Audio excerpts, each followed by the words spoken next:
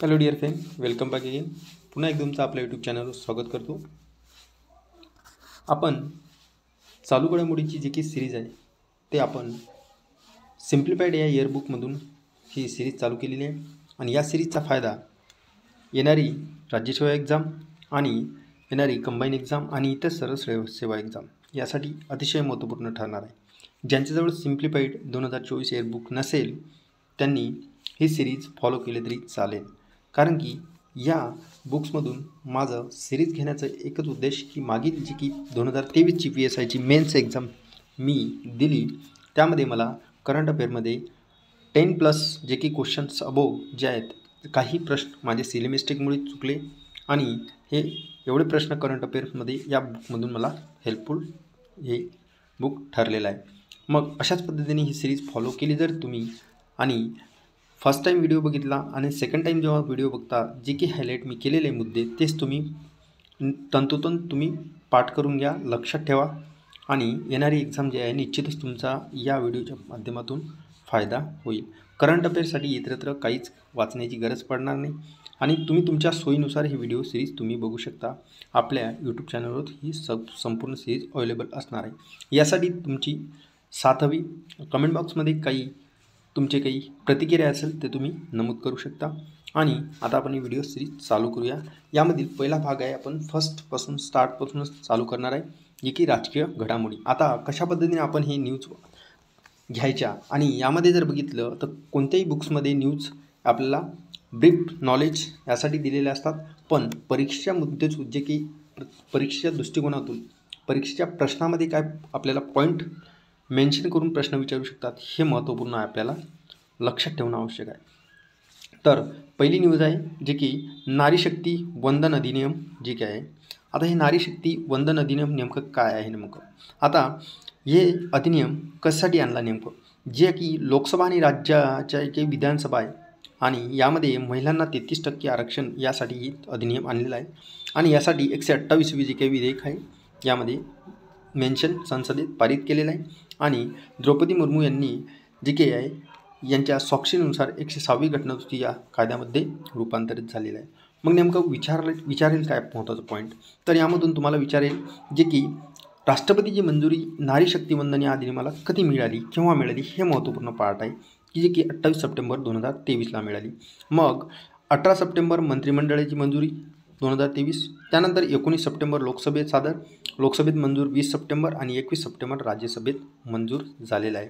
तर 18, 19, 20 आणि 21 हे तुम्ही लक्षात ठेवू शकता सिक्वेन्सनुसार. आणि राष्ट्रपती मंजुरी जे काय 28 सप्टेंबर 2023 हे मी का म्हणत आहे, कारण की वारंवार आपल्याला राष्ट्रपतीची जी काही महत्त्वाची म्हणजे एखादा विधेयकाला एखाद्या त्यामध्ये कायद्यात रूपांतर करायचं असेल तर राष्ट्रपतीची मंजुरी आवश्यक असते. तर हे महत्त्वाची डेट आहे, तुम्ही लक्षात ठेवू शकता. तर आता मग नेमकं हे नारी जे काही महिला आरक्षण आहे 33% आरक्षण यासाठी नेमकं विधेयक मांडण्यात आलं, त्या विधेयकाची वैशिष्ट्ये काय आहेत? मग आता वैशिष्ट्य महत्त्वाचं आहे की हे जे की संसदेच्या विशेष अधिवेशनामध्ये हे विधेयक मांडण्यात आलं होतं, हे लक्षात ठेवणं आवश्यक आहे आपल्याला. आणि जे की संसदेची नवीन इमारत सादर झालेली आहे आणि त्रिकोणाकृतीची इमारत आहे ते आपण डिटेल बघणारच आहे, पुढे आता न्यूजमध्ये येणारच आहे. तर त्या नवीन इमारतीचे सादर होणारे हे पहिले विधेयक आहे, लक्षात ठेवा पहिले विधेयक. इथे कन्फ्यूज होऊ शकतो, दुसरे किंवा तिसरे टाकू शकते आयोग.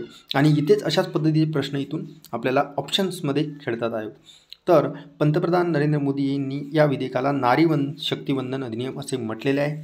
आणि हे विधेयक पुदुचेरी आणि जम्मू काश्मीर या केंद्रशासित प्रदेशांच्या जे काही विधानसभा आहे या विधानसभाला लागू नसणार एवढं लक्षात ठेवा. कुणाला? पुदुचेरी आणि जम्मू काश्मीर विधानसभेत केंद्रशासित प्रदेशाच्या विधानसभेत हे लागू नसणार. आणि 2026 नंतर जे काही आहे जे की विधानसभा आणि लोकसभेचे जे काही सीमांकनानंतर आहे हे सर्व आरक्षण लागू होणार. कधी? 2026च्या नंतर. ठीक आहे. मग आता या विधेयकामुळे नेमकं घटनेमधील जे काही कलम आहेत त्या कलमामध्ये कोणत्या कोणत्या बदल होणार, काय नवीन मेन्शन केले जाईल त्यामध्ये, हे महत्त्वपूर्ण आहे बघणं आपल्याला. तर राज्यघटनेच्या पुढील कलमांचा समावेश केला जाणार आहे यामध्ये. जर बघितलं आपण 239AA हे मागच्या वर्षी जे काही आहे कंबाईन एक्झाम यामध्ये विचारला होता आर्टिकल, कशाशी संबंधित आहे, तर राष्ट्रीय राजधानी प्रदेश दिल्लीशी संबंधित हे कलम आहे. या कलमामधील जे काही खंड 2 आहे आणि उपखंड B आहे यामध्ये याच्यानंतर जे काही पुढील कलम समावेश होणार आहे. मग ते पुढील कलम जर बघितली तर उपखंड बी आता BA होणार, BB आणि BC. आता BA नुसार जर बघितलं तर राष्ट्रीय राजधानी जी काही दिल्ली आहे त्या विधानसभेत महिलांसाठी जागा राखीव असतील या अधिनियमानुसार, या कायद्यानुसार. आता राष्ट्रीय राजधानी प्रदेश दिल्ली विधानसभेची जी काही अनुसूचित जातीसाठी जी काही राखीव जागा आहेत त्या राखीव जागेसाठी म्हणजे SC साठीच्या जे काही जागा आहेत त्या एकूण जागेपैकी 1/3 जागा जी काय आहे 33% महिलांसाठी राखीव ठेवण्यात जाणार आहे BB नुसार. तर BC नुसार जे काय आहे उपकलम 20 यामध्ये तर दिल्लीच्या जी काही विधानसभेत थेट निवडणुकीद्वारे जी काही भरल्या जाणाऱ्या होत्या एकूण जागा त्या एकूण जागेपैकी 1/3 जागा ह्या आता संसद कायद्याद्वारे ठरवेल अशा पद्धतीने महिलांना राखीव असतील. हे महत्त्वपूर्ण पॉईंट आपल्याला लक्षात ठेवणं आवश्यक आहे. तर काही महत्त्वाचं जे काही आहे लोकसभेमधील जे काही मतदान आहे आणि राज्यसभेतील मतदान हे बघणं आवश्यक आहे. आता लोकसभेमध्ये जर बघितलं आपण तर 445 विधेयक बाजूने होते या विधेयकाच्या आणि 2 विधेयक जे काही आहे हे विधेयकाच्या विरुद्ध होते. जर बघितलं तर मग नेमकं कोण होते ते, तर OBC आणि मुस्लिम महिलांना यामध्ये मेन्शन केलेलं नाही. आरक्षणाबद्दल या OBC आणि मुस्लिम महिलांच्या आरक्षणाबद्दलची काही आहे बाजू यामध्ये मांडण्यात आली नाही. म्हणून MIM पक्षाचे जे काही आहे अध्यक्ष असुद्दीन ओवैसी आणि त्यासोबत महाराष्ट्रातील खासदार जे काय आहे इम्तियाज जलील यांनी विरोध केला या विधेयकाला. मग राज्यसभेमध्ये जर बघितलं तर मतदान 215 हे विधेयकाच्या बाजूने आणि विरोध जर बघितलं तर या विधेयकाच्या विरुद्ध एकही मतदान राज्यसभेमध्ये झालेलं नाही आहे आपल्याला बघायला मिळते. तर इथून प्रश्न असा होऊ शकतो की लोकसभेमध्ये मतदान या विधेयकाच्या बाजूला 2 आणि राज्यसभेमध्ये एकही मतदान नाही, असा ऑप्शन आपल्याला पुटअप होऊ शकतो. तरी इथं कन्फ्युजन व्हायला नको. राज्यसभेमध्ये याच्या विरोधात मतदान झालेलं नाही आहे. तर हे आपलं नारी शक्ती वंदन अधिनियम आपण बघितलं, तर काही कलम बघितले, त्यामध्ये बदल बघितला. आता घटनेच्या कलम जे काही 330 आहे यामध्ये ठळक बाबी बघूया आपण. 330 नंतर जे काही पुढील आता समावेश होणार या 330च्या नंतर तर 330A यानुसार काय म्हटलं की लोकसभेत महिलांसाठी जागा राखीव असतील. आता 332 कलम आहे घटनेमध्ये, त्यांच्यानंतर जे काही कलम समावेश होणार 332A(1) यामध्ये प्रत्येक विधानसभेत महिलांसाठी जागा राखीव असतील राज्याच्या.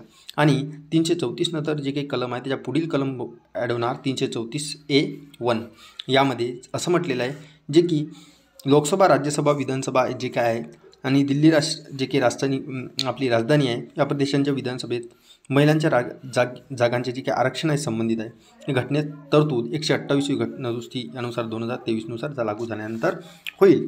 आणि महत्त्वाचे कलम 239AA आणि 330A आणि 332 या तरतुदी अधीन राहून लोकसभा, राज्याच्या विधानसभा आणि दिल्ली जे काही राष्ट्रीय राजधानी प्रदेश आहे यामधील जे काही विधानसभेत महिलांसाठी राखीव जागा आहेत हे संसद कायद्याने ठरवेल तोपर्यंत चालू राहतील. हे महत्त्वाचे पॉईंट तुम्ही लक्षात ठेवणं आवश्यक आहे.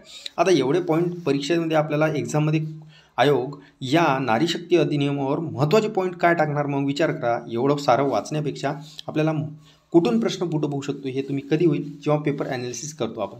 मग तुम्ही पेपर ॲनालिसिस केलं नसेल तरी चालेल, मी तुम्हाला सांगतो या पद्धतीने करा.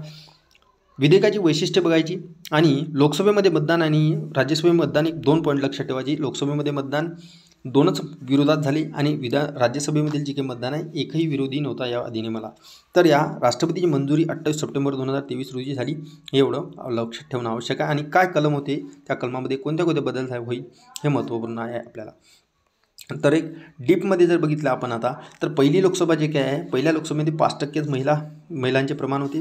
सध्याच्या लोकसभेमध्ये जे काय आहे 15% महिलांचे प्रमाण आणि राज्यसभेमध्ये सध्याच्या 13% महिलांचे प्रमाण. म्हणजे आपण लोकसभेपेक्षा राज्यसभेमध्ये महिलांचे प्रमाण कमी आहे. तर रवांडा असा एकमेव देश आहे की जे काही संसदेमध्ये महिलांचे प्रमाण 60%पेक्षा जास्त आहे. आपल्याला 191, 141 भारताचा क्रमांक तुम्ही लक्षात ठेवू शकता. एवढं काही इम्पॉर्टंट नाही. संसदेतील जी काही महिला आहेत 17 लोकसभेमध्ये आहेत आणि 24 राज्यसभेमध्ये. ठीक आहे. सर्वाधिक जी काही महिला आहेत हे BJP खासदाराकडे. ठीक आहे, जी की BJP 55. आता सर्वाधिक महिला खासदार मग कोणत्या राज्यामध्ये तर UPमध्ये 18, वेस्ट बेंगाल 13 आणि महाराष्ट्रामध्ये 12 महिला खासदार आहेत. तर महाराष्ट्रातील महिला आमदारांचे प्रमाण 8% आहे. ठीक आहे. तर अशा पद्धतीने आपण महत्त्वपूर्ण हे पॉईंट कवर इथे केलेले आहेत. तर एक महत्त्वाचं पॉईंट म्हणजे जी की देशातील जी की विधानसभा आहे हे महिलांचे प्रमाण 9% आहे आणि छत्तीसगडमध्ये सर्वाधिक महिला आमदारांचे प्रमाण आपल्याला छत्तीसगडमध्ये या नक्षलवादी एरियामध्ये नक्षलवादी राज्यामध्ये आपल्याला बघायला मिळते. 21% महिलांचे आमदारांचे जे काही प्रमाण आहे. हिमाचल प्रदेशमध्ये 1% जे काही सर्वात कमी आमदारांचे प्रमाण महिला म्हणून आहेत. आता यापूर्वी यासाठी महिला आरक्षणासाठी काही मुद्दे आपल्याला आलेले आहेत, काही आरक्षणाचे विधेयक आलेले आहेत का? हो. तर 1996मध्ये पहिल्यांदा आरक्षणाबद्दल विधेयक मांडलं होतं, ठीक आहे, जे की पंतप्रधान एच डी देवेगौडा होतं. त्यावेळेस 81वी घटनादुरुस्ती करण्यात आली आणि 1998, 2003 या 4 वेळा विधेयक मांडण्यात आले होते, 98च्या 2003च्या दरम्यान. आणि 2008मध्ये UPA सरकारने मांडले होते 108वी घटनादुरुस्ती विधेयक 2008मध्ये. तर हे 3 वेळेस मग 1996, 1998, 2003 आणि 2008 यासाठी जे काही आहे महिला आरक्षणाच्या बाबतीत प्रयत्न करण्यात आले आहे यापूर्वी. महत्त्वाचा पॉईंट आहे की यापूर्वी काही प्रयत्न करण्यात आले का, असा पण आपल्याला ऑप्शन देऊ शकतात, तर आवश्यक आहे आपल्याला. आता नवीन संसद भवनाचे उद्घाटन जर बघितले आपण आता, तर नवीन संसद भवनाचे उद्घाटन 28 मे 2023 रोजी तारीख डिक्लेअर केली आणि त्यावेळेस स्वातंत्र्यवीर सावरकर यांची जयंती दिन आहे. आणि या जयंती दिनी जर बघितलं आपण आणि सेंट्रल व्हिस्टा पुनर्विकास प्रकल्पाचा एक भाग आहे, जे की संसद भवनाचे एक जे काही कार्य चालत आहे ते पुनर्विकास प्रकल्पाचा भाग आहे सेंट्रल व्हिस्टा. आणि रचना जर बघितली HCB डिझाईन अहमदाबाद, लक्षात ठेवा. रचनाकार बिमल पटेल आणि बांधणी कोण करणार आहे? Tata project limited.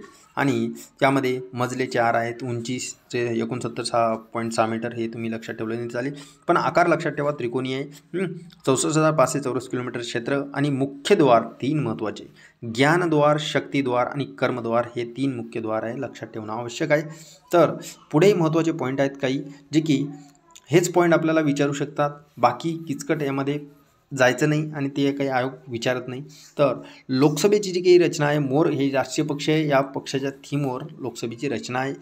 राज्यसभेची रचना आहे कमळ या राष्ट्रीय फुलाच्या थीमवर रचना आहे राज्यसभेची. आणि मध्यवर्ती विश्रामगृहाची जी काही रचना आहे वटवृक्ष, जी काही राष्ट्रीय वटवृक्ष म्हणून आपली थीम, यावर आधारित मध्यवर्ती विश्रामगृहाची रचना आहे.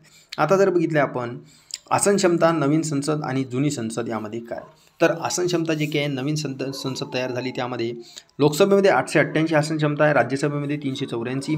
तर लोकसभेमध्ये जर बघितलं जुन्या संसदेमध्ये 545 होती आणि राज्यसभेमध्ये 250. पण आत्ता जर बघितलं तर आता जॉईंट जी काही आहे बैठक होईल, संयुक्त अधिवेशन, त्यामध्ये टोटल 1272 सदस्य बसण्याची अतिरिक्त क्षमता इथे आपल्याला नवीन सदनामध्ये बघायला मिळते, तर संसदेमध्ये बघायला मिळते. ठीक आहे. इथं मग महत्त्वाची टाईमलाईन आहे. आता टाईमलाईन काही महत्त्वाची आहे का, हे काय नेमकं काय केलं आहे ते तुम्ही बघू शकता.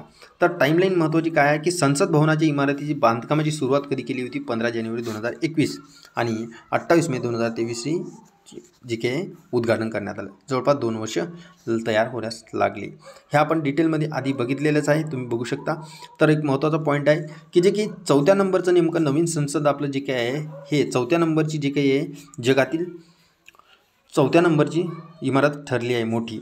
तर चीन हे 1 नंबरवर जे काही चीनची नॅशनल पीपल्स काँग्रेसची इमारत आहे आणि त्यामध्ये रोमानिया, मग त्यानंतर अमेरिका आणि त्यानंतर भारताचा क्रमांक 4थ्या नंबरची जी काही जगातील सर्वात मोठी इमारत संसद म्हणून ओळखेल आपली, जे की नवीन त्रिकोणी आकाराची. आता जर बघितलं आपण तर आता हे महत्त्वाचा पॉईंट जे आहे, आता सेंगोलची स्थापना. आता सेंगोल काय आहे नेमकं? मग आता देशाच्या स्वातंत्र्यानंतर ब्रिटिशांकडून काय सत्ता भारताकडे आली तेव्हा जे काही पंतप्रधान होते आपले पंडित जवाहरलाल नेहरू, माउंटबॅटन जे काही आहेत गव्हर्नर जनरल, यांनी जे की जेव्हा सत्ता हस्तांतरण करतो आपण तेव्हा हे सेंगोल हे जे काही आहे प्रतीक, सत्ता हस्तांतरणाचे प्रतीक आहे, म्हणून याला आपण राजदंड पण म्हणू शकतो. जेव्हा आपण एका सत्तेकडून दुसऱ्या सत्तेकडे आपण सत्ता हस्तांतरण करतो तेव्हा सेंगोलचे जे काही प्रतीकमान राजदंड म्हणून गृहीत धरल्या जाते. त्यासाठी लॉर्ड माउंटबॅटन यांनी पंडित जवाहरलाल नेहरू यांच्याकडे संपूर्ण करण्यात आले होते सेंगोल. आता सेंगोलची वैशिष्ट्ये काय आहे? मद्रासमधील ज्वेलर आहे ते काही बंगारू चट्टी, एवढं लक्षात ठेवा तुम्ही, हाताने तयार केला त्यांनी. ठीक आहे. अहमदाबादमधील जे काही संग्रहालय या नेहरू गॅलरीमध्ये ठेवण्यात आला. सेंगोल जर बघितलं हे मूळ तमिळ शब्द आहे, तमिळ शब्द आहे, तेलुगू शब्द नाही, तमिळ शब्द आहे. तर त्याचा अर्थ होतो योग्य आणि न्याय. ठीक आहे. सेंगोल जे काही आहे नंदी हे न्यायाचं प्रतीक आहे. ठीक आहे. त्यानंतर जर बघितलं आपण एक महत्त्वाचा पॉईंट म्हणजे की सेंगोल जे काय सर्वप्रथम वापर आपल्याला मौर्य साम्राज्यामध्ये बघायला मिळते. राज्यसेवेमध्ये आपल्याला GSला टच करून हे प्रश्न करंट अफेअरमध्ये कन्वर्ट करू शकतात. अशा पद्धतीने आपल्याला सेंगोलचा सर्वप्रथम वापर कोणत्या साम्राज्यामध्ये करण्यात आला होता? तर मौर्य साम्राज्यामध्ये. त्यानंतर मग गुप्त, चोल आणि विजय साम्राज्य, 3-4 राजवट आहे त्यामध्ये सेंगोलचा वापर करण्यात आला होता. ठीक आहे. मग आता 75 रुपयाचे विशेष नाणे महत्त्वाचं आहे. कधी अनावरण करण्यात आलं, कशासाठी केलं, तर 75 जे काही रुपयाचे अनावरण हे नवीन संसद भवनाचे उद्घाटनानिमित्त नरेंद्र मोदी यांनी 28 मे 2023 रोजी 75 रुपये स्मरणार्थ नाणे जाहीर केले. तर नाणे कायदा काय आहे 2011चा आहे आपला. केंद्र सरकार विविध मूल्याचे नाणे जारी आणि निर्माण करण्याचा अधिकार देतो. तर पंडित जवाहरलाल नेहरू यांच्या स्मरणार्थ 1964 पहिले स्मरणार्थ जे काय नाणे जाहीर करण्यात आले होते.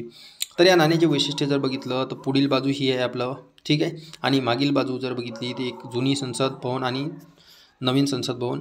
आणि बाकी काय आहे मग 40% तांबे वापरले, 50% चांदी वापरली आणि 5% निकेल आणि झिंक वापरलेले आहे. पण कोठे तयार करण्यात आले हे तर कोलकाता टकसाळ हे महत्त्वाचा पॉईंट आहे, ठीक आहे. वजन 35 ग्रॅम लक्षात ठेवू शकता तुम्ही.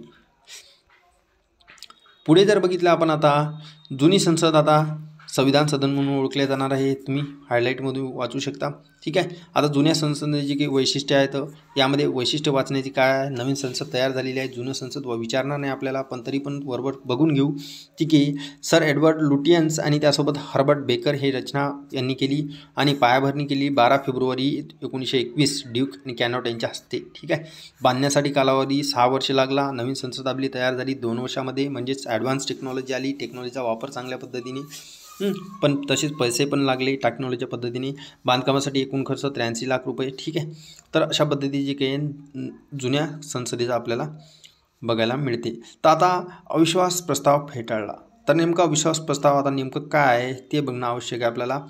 पंतप्रधान नरेंद्र मोदी नेतृत्वाखाली एनडीए सरकारने जे काय आहे 10 ऑगस्ट 2023 संसदेत 3 दिवस चाललेल्या चर्चेनंतर पंतप्रधानाच्या भाषणानंतरच अविश्वास प्रस्ताव फेटाळण्यात आला होता.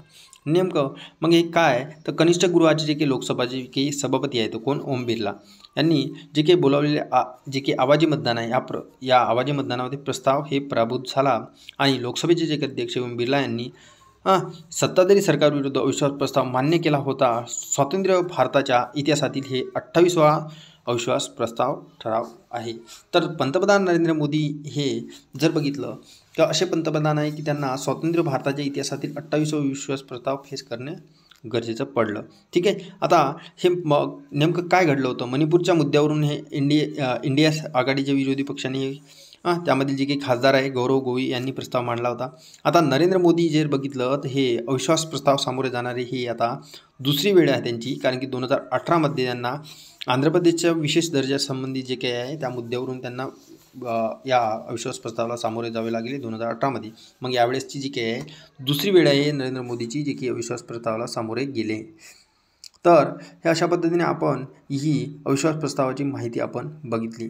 तर आता बघून महत्त्वाची पुढील न्यूज आपण बघूया. आता यामध्ये आपल्याला बघायला मिळते इथे अविश्वास प्रस्ताव. आता अविश्वास प्रस्तावाची बेसिक माहिती बघणं आवश्यक आहे आपल्याला. घटनेच्या कलम 75 नुसार जर बघितलं मंत्रिमंडळ सामुदायिकरित्या लोकसभेला जबाबदार आहे. काय आहे नेमकं काय कोण जबाबदार कोणाला आहे हे लक्षात, म्हणजे यामध्ये कन्फ्युजन होतेच, माझं पण होतं तुमचं पण होणारच. म्हणजेच काय एक कन्फ्युजन होते अशा शब्दामध्ये की 75 नुसार मंत्रिमंडळ लोकसभेला जबाबदार असणार, म्हणजेच जी की आहे सर्व काही मंत्रिमंडळ आहे हे लोकसभेला जबाबदार असणार, ठीक आहे. म्हणजेच लोकसभा मंत्रिमंडळाच्या विरुद्ध अविश्वास ठराव पारित करू शकते आणि मंत्रिमंडळाला त्यावेळेस अविश्वास प्रस्ताव पारित झाल्यानंतर राजीनामा द्यावा लागतो. आता 198 काय आहे, हे लोकसभेचा नियम आहे. या नियमाअंतर्गत ही प्रक्रिया निर्दिष्ट केली जाते आणि घटनेचा विश्वास किंवा अविश्वास प्रस्ताव हे उल्लेख आपल्याला घटनेमध्ये आढळत नाही. तर अविश्वास प्रस्तावाची जी काही आहे घटनेमध्ये नमूद केलेली नाही आहे, फक्त लोकसभेच्या नियमामध्ये आहे 198 या नियमामध्ये की अविश्वास प्रस्ताव आणि विश्वास प्रस्ताव हे उल्लेख आहे, पण हे घटनेमध्ये नमूद नाही आहे अविश्वास प्रस्ताव. आता 50 काय आहे, सहकाऱ्यांचा पाठिंबा मिळून शकणारे जे काही कोणताही लोकसभा खासदार कोणत्या वेळी अविश्वास प्रस्ताव आणू शकतो. म्हणजेच जे काही गोगोई खासदार आहेत यांना 50 सहकाऱ्यांचा पाठिंबा मिळाला होता म्हणून त्यांनी अविश्वास प्रस्ताव पारित केला होता, ठीक आहे, तर मांडला होता. केवळ लोकसभेतच अविश्वास प्रस्ताव मांडला जातो आणि राज्यसभेत हे मांडता येत नाही. या प्रस्तावाला सभागृहातील बहुसंख्य सदस्यांची पाठिंबा दिल्यास तो मंजूर केला जातो. स्वातंत्र्यानंतर लोकसभेत जर बघितलं तर 28 अविश्वास प्रस्ताव मांडण्यात आले आहे. 2018मध्ये एनडीए सरकारविरुद्ध पण शेवटचा अविश्वास प्रस्ताव TRSद्वारे काय मांडण्यात आला होता, जे की नरेंद्र मोदी सरकारच्या यांना आत्ता दुसऱ्या वेळेस अविश्वास प्रस्ताव फेस करणं गरजेचं पडलं. आता पहिला अविश्वास प्रस्ताव मग नेमकं काय, तत्कालीन जवाहरलाल नेहरू यांच्या कारभाराविरुद्ध मांडण्यात आला होता 1963मध्ये. त्यावेळेस जे बी कृपलानी यांनी मांडला होता. ठीक आहे. इंदिरा गांधी जर बघितलं तर इंदिरा गांधी सर्वात जास्त सर्वाधिक 15 अविश्वास प्रस्तावांना सामोरे जावे लागले. त्यानंतर लालबहादूर शास्त्री आणि नरसिंह राव या दोघांनी 3दा, मोरारजी देसाई यांना 2दा, त्यासोबत जवाहरलाल नेहरू, राजीव गांधी यांना आणि अटल बिहारी वाजपेयी यांना प्रत्येकी एकदा सामोरे जावे लागले. मग सर्वात जास्त कोण, तर इंदिरा गांधी 15 वेळेस अविश्वास प्रस्ताव. नरेंद्र मोदी यांना केला 2 वेळेस प्रस्ताव, 2018मध्ये 1 आणि आंध्र प्रदेशच्या विरुद्ध ते विशेष दर्जाच्या विरुद्ध आणि आता मणिपूरचे जे काही कांड आहे त्या विरुद्ध. तर 1979मध्ये झालेल्या चर्चेदरम्यान पंतप्रधान मोरारजी देसाई यांनी राजीनामा दिल्याखेरीज सर्व जे काही अविश्वास प्रस्ताव आहे फेटाळण्यात आला होता. त्यांनी राजीनामा सुद्धा दिला होता. ठीक आहे. तर आता इथं महत्त्वाचं म्हणजे एक देश एक निवडणूक आवश्यक ठरलेली इथं न्यूज आपण बघूया. देशात एकाच वेळी लोकसभा आणि विधानसभेच्या निवडणुका घेण्याबाबत केंद्र सरकारने 1 सप्टेंबर 2023 रोजी ठीक आहे म्हटलं असेल, एक देश एक निवडणूक घ्या. पण यासाठी काही संदर्भात समिती स्थापन केली होती. समिती महत्त्वाची आहे. माजी राष्ट्रपती कोण, जे की रामनाथ कोविंद यांच्या अध्यक्षतेखाली समिती मांडण्यात आली होती. तर एक देश एक निवडणूक ही समिती स्थापन करण्यात आली यासाठी. तर हे समितीचे अध्यक्ष कोण होते, खालीपैकी ऑप्शन देतात आपल्याला, राष्ट्रपती द्रौपदी मुर्मू, माजी राष्ट्रपती रामनाथ कोविंद अशी. तर रामनाथ कोविंद हे अध्यक्ष आहेत. आता या समितीतील इतर सदस्यामध्ये अमित शहा केंद्रीय गृहमंत्री आहेत, अधीर रंजन चौधरी लोकसभेतील काँग्रेस नेते, गुलाम नबी आझाद राज्यसभेतील माजी विरोधी पक्ष नेते, सुभाष सिंग कश्यप लोकसभेचे महासचिव, NK सिंग वित्त आयोगाचे माजी अध्यक्ष, हरीश सावळे ज्येष्ठ वकील, संजय कोठारी माजी केंद्रीय दक्षता आयुक्त यांचा समावेश आहे. पण एवढं लक्षात ठेवा की नेमकं अध्यक्ष कोण आहे की एक, तर हे वन लाईनरमध्ये आपल्याला इथं प्रश्न विचारू शकते. एक देश एक निवडणूकसाठी समिती स्थापन केली होती, त्याचे अध्यक्ष कोण आहे, तर रामनाथ कोविंद. ठीक आहे. कायदा मंत्री जर बघितलं अरुण मेघवाल विशेष निमंत्रण म्हणून या समितीच्या बैठकीत उपस्थित राहणार. आणि सचिव म्हणून काय, सचिव नितीन चंद्र या समितीचे सचिव असतील. ठीक आहे. लोकसभेतील काँग्रेस नेते अधीर रंजन चौधरी समितीच्या सदस्यपदाचा राजीनामा दिला यांनी. तर लोकसभेचे काँग्रेस नेते जे कधी अधीर चौधरी यांनी समितीच्या पदाचा राजीनामा दिला. ठीक आहे. आता एक देश एक निवडणूक म्हणजे यापूर्वी कधी अशा निवडणुका झाल्या होत्या ते बघणं आवश्यक आहे. तर यापूर्वी 52-53, 1952-53 आणि 1957, 62 आणि 1967 या 4 वर्षाच्या या कार्यकाळामध्ये जर बघितलं तर आपल्याला एक देश एक निवडणूक अशा निवडणुका झालेल्या बघायला मिळतात. तर एकाच वेळी निवडणूक घेण्याची शिफारस मग कोणी केली होती, तर 1982मध्ये निवडणूक आयोगाने देशात लोकसभा आणि विधानसभेच्या निवडणुका एकाच वेळी घेण्याची शिफारस केली, स्वतः निवडणूक आयोगाने 1982मध्ये. 99मध्ये काय झालं मग, न्यायमूर्ती BP जीवन हे नेतृत्वाखाली कायदा आयोगाने वन नेशन वन इलेक्शन ही शिफारस केली. कोणत्या कायदा आयोगाने पण केलं, कोणाच्या BP जीवन यांच्या नेतृत्वाखाली 1999मध्ये. 2015मध्ये संसदेच्या स्थायी समितीने पण लोकसभा विधानसभेच्या निवडणूक 2 टप्प्यात घ्याव्यास शिफारस केली संसदेची स्थायी समितीने. 2018मध्ये न्यायमूर्ती BS जीवन यांच्या नेतृत्वाखाली कायदा आयोगाने म्हटलं होतं. ठीक आहे. तर अशा पद्धतीने 4 जे काय आहे 4 वेळेस निवडणूक आयोग आणि त्यासोबत कायदा आयोगाने पण आणि त्यासोबत संसदेच्या स्थायी समितीने आणि पुन्हा 2018मध्ये कायदा आयोगाने सांगितलं होतं की एक देश एक निवडणूक घ्या. नेमकं मग काय आहे, दुरुस्ती करावी लागली, कोणत्या कलमामध्ये दुरुस्ती करावी लागणार हे महत्त्वाचं आहे की काय होणार मग नेमकं. तर कलम 83नुसार संसदेमध्ये जे काही सभागृहाची कालावधी आहे ते संबंधित प्रश्न पडणार की या संसदेचा कालावधी नेमकं काय, सभागृहाचा कालावधी किती असेल. 1985मध्ये कलम 85मध्ये जर राष्ट्रपतीद्वारे जे काही लोकसभा विसर्जनाशी संबंधित जे काही मुद्दे उठतील ते पण महत्त्वाचं आहे. मधातच जर लोकसभा विसर्जित झाली तर मग पुन्हा विधानसभेच्या निवडणुका सोबत झाल्या आणि त्यानंतर लोकसभा विसर्जित झाली, नेमकं मग पुन्हा एक सोबत घ्यायच्या की त्यानंतर मग तोपर्यंत वाट पाहायची, हे एक प्रश्न उपस्थित होणार. कलम 85 172नुसार कलम राज्य विधिमंडळाच्या कालावधीशी संबंधित येईल. 174नुसार राज्य विधिमंडळाच्या विसर्जनाशी संबंधित येईल. ठीक आहे. त्यासोबत 356 राष्ट्रपती राजवट जे काही लागू करणे संबंधित जे काही आहे एवढे ठराविक मुद्दे जे आहे या मुद्द्यांना सामोरे जावे लागेल जर आपण एक वेळी एकच निवडणूक घेतली तर. कोणत्या देशामध्ये अशी निवडणूक होते हे महत्त्वाचं आहे. दक्षिण आफ्रिका, स्वीडन आहे, ब्रिटन आहे, जर्मनी आहे, हंगेरी आहे, इंडोनेशिया, स्पेन आहे, Slovenia, Poland, Albania, Belgium, Russia, America, चीन हे जर बघितलं तर तुम्ही विसरून जा. जपान हे बाकी मग सर्व देश आपल्याला जे दिसतील ते लक्षात ठेवू शकता तुम्ही. केंद्र सरकारने जर बघितलं तत्कालीन केरळ जे काय आहे या सरकारला बरखास्त करण्यासाठी घटनेचे कलम 356 हे संवैधानिक यंत्रणेचे अपयश जे काय आहे लागू केल्यानंतर 1959मध्ये जर बघितलं तर एकाच वेळी होणाऱ्या जे काही निवडणुकीमध्ये निवडणुकांमध्ये पहिल्यांदा खंड पडला होता, जे की आपण बघितलं होतं 52-53मध्ये निवडणूक घेतल्या होत्या आधी. पण 59मध्ये जे काही केंद्र सरकारने जे काही केरळचं जे काय आहे सरकार बरखास्त केलं होतं, त्यामुळे मग 356 नुसार बरखास्त केलं. त्यावेळेस ते खंड पडला होता 1959मध्ये. तर यामध्ये अरुणाचल प्रदेश, सिक्कीम, आंध्र प्रदेश आणि ओडिशा या राज्यामध्ये जर बघितलं, अरुणाचल प्रदेश, सिक्कीम, आंध्र प्रदेश, ओडिशा या राज्यांच्या विधानसभा निवडणुका हे लोकसभेच्या निवडणुकीसोबतच घेतल्या जात आहेत सध्या. तर मग कोणत्या राज्यांच्या निवडणुका लोकसभा निवडणुकीसोबत घेतल्या जात आहेत हे पण आपल्याला प्रश्न इथून येऊ शकतो. अरुणाचल प्रदेश, सिक्कीम, आंध्र प्रदेश आणि ओडिशा हे 4 राज्य तुम्ही लक्षात ठेवू शकता. आता एक देश एक निवडणुकीचे फायदे काय नेमकं? आता पैशाची बचत, ऑफकोर्स पैशाची बचत होणारच, त्यासोबत प्रशासकीय यंत्रणा, सुरक्षा दलावरील जे काही ताण आहे ते कमी होणार, सरकारची धोरणे होण्यास योग्य अंमलबजावणी होईल, निवडणूक प्रचाराऐवजी विकास कार्यावर लक्ष केंद्रित केल्या जाईल, हे पण महत्त्वाचं आहे. काही महत्त्वाचे मुद्दे आपण डिटेलमध्ये बघितले आहे. आपण राज्यसेवेचे की तुम्ही mains exam, UPSC mains exam जरी दिली तुम्ही, त्याबद्दल तुम्ही तुमचे पॉझिटिव्ह आणि निगेटिव्ह जे काही मुद्दे मांडू शकता. आता निवडणूक आयुक्त, निवड समिती हे आपण डिटेलमध्ये नेक्स्ट व्हिडिओमध्ये बघणार आहोत, कारण की व्हिडिओ जास्त लेंदी झाला नाही पाहिजे. जर व्हिडिओ आवडला तर मित्रांसोबत जास्तीत जास्त शेअर करा आणि ही सिरीज कंटिन्यू चालू राहण्यासाठी तुमचा प्रतिसाद मला कमेंट बॉक्समध्ये हवा. Thanks for watching this video.